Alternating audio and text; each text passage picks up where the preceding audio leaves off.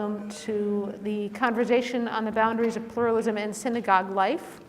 And we're going to be discussing issues that arise in merged and merging congregations as a template for understanding pluralism in the American Jewish community. We have two speakers to share their experiences with us. The first is Linda Rich, who is a field consultant for the Alban Institute, a specialist in coaching leadership, organizational development, and management consulting. And she has worked with synagogues, nonprofit organizations, large corporations, and small businesses. Linda has provided lay leadership in a variety of settings, including a cross-denominational study on the role of the rabbi, which resulted in the popular guide, The Rabbi-Congregation Relationship, A Vision for the 21st Century. You can read the rest of her bio in your packet, but we're very lucky to have her expertise. She has worked with many congregations on these issues. We're also very fortunate to have with us Rabbi Steve Kushner, who has served as the spiritual leader of Temple Ner Tamid in Montclair, New Jersey, since its inception in 1980. And in that time, he has been instrumental in developing adult education, interfaith, social action, outreach, family programming, and even a klezmer band as integral elements of the synagogue. Rabbi Kushner, you can read the rest of Rabbi Kushner's bio in the packet, but he has been instrumental in presiding over the successful merger of two communities, and he's going to be sharing with us that experience. I'm going to hand the mic over in a moment to Linda Rich to begin to talk about the kinds of pluralism issues that arise when communities merge. And I want to invite us to listen with an ear not only to the interesting situations that can arise when communities with two different practices and perhaps sometimes with two different value systems, or more than two, begin to come together, but also for the process of how do we go about talking about those conflicts? How do we go about noticing where the edges are and where we might look for compromises, solutions, or other ways of dealing with multiple practices? And how do we understand that process as a positive and important part of bringing communities that have been separate together? So please be listening with those thoughts in mind, and after our speakers present for a little bit, we will open up for some discussion. So Linda, thank you. So I want to start with a quote to read you a paragraph about what happened in the 1920s. In Philadelphia, after World War I, a group from Beth Israel congregation, where men and women worshiped together while an organ played, joined a group from Ohel Jacob congregation, where men and women were rigorously separated and no instrumental music accompanied the worship, to create Beth Shalom, an emerging conservative congregation.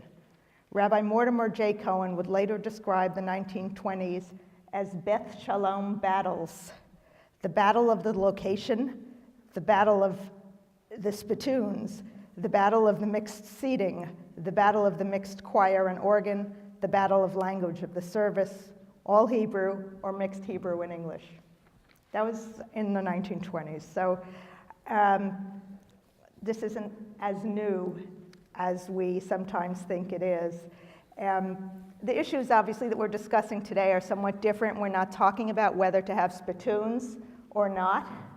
That was a very big issue back then. But today we are talking about which prayer book to use, how egalitarian the practice should be, who counts as a Jew, and very importantly, we're often talking about the memorial plaques, where we should hang them, where the ones from the other synagogue go, and things like some very practical issues that are not actually, religious. There's another level, though. There's a third level underneath that, and that's the level of narrative or stories, or actually the identity.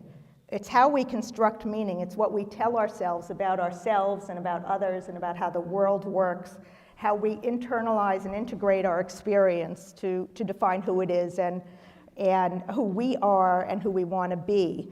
And that's what we can change. That's what we reinvent every day as we go along in life.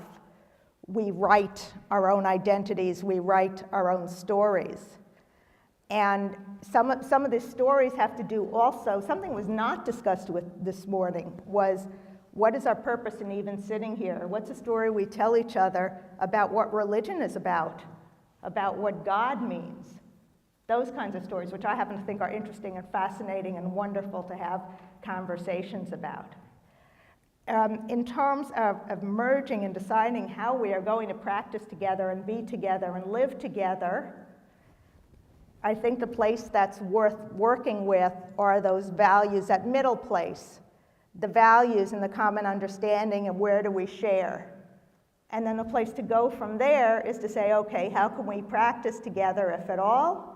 And what are the stories underlying it that we tell ourselves and about each other that can be very interesting to each other? And do we want to continue to rewrite the stories that we're telling? So in terms of doing all that assessment and working with one or more other partners that we're looking at merging with, we want to be talking at that level of values. And we also want to identify anytime if there are deal breakers that are very, very important to us in terms of our practices in which we manifest our values. So for example, I worked with two congregations. One was Reform and one was Conservative. They are working towards a merger. Right now they're cohabiting. One is renting space from the other, but they're working towards a kind of merger. It's actually a multi-level merger. It's rather interesting. They will still have two congregations under a merged organization. And they each came to the table concerned about what the other would want to do, how the other would want to practice differently. The Conservative congregation had one deal breaker that they insisted on, which was the building must be kosher to our standards. The Reform congregation had one deal breaker. It's a very musical congregation.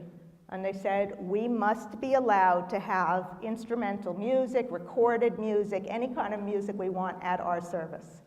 And they each said, okay, we will live to your primary concern, and they're moving ahead from there. They did decide, by the way, interestingly enough, that they needed time, that they weren't ready yet to go and merge. And that is one of the things that we find and that we suggest to people is to avoid premature closure.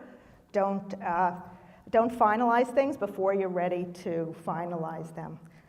And lastly, you want to envision the new thing.